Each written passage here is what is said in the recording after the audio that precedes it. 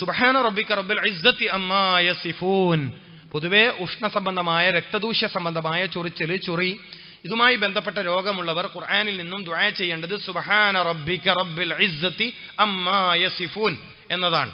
എന്നതോടൊപ്പം സുബ്ഹാനല്ലാഹി അമ്മാ യസിഫൂൻ എന്ന് മന്ത്രിച്ച് വെള്ളം കാലിനൊഴിച്ച് അതങ്ങനെ അവിടെ തന്നെ ഉണങ്ങുന്നതും ശിഫക്ക് കാരണമായി തീരും. അതൊക്കെ അതിനുള്ള വഴികളാണ്. മനസ്സിലായി?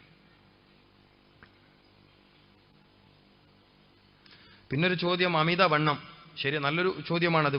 പലർക്കും വരുന്ന ഒരു വിഷയമാണ് അമിതവണ്ണം. അതായത് ശരീരത്തിൽ ആവശ്യത്തിൽ കൂടുതൽ തടി ഇങ്ങനെ കൂടുക എന്നുള്ളത്.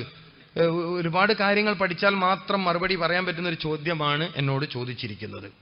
ഇതിന് എനിക്ക് എളുപ്പത്തിൽ പറയാൻ പറ്റുന്ന ഒരു വഴി എന്ന് പറയുന്നത് തവിട് തിളപ്പിച്ച് വെള്ളം കുടിക്കുക എന്നുള്ളതാണ്. തവിട് അല്ലേ? തവിട് എന്നല്ല പറയുന്നത്.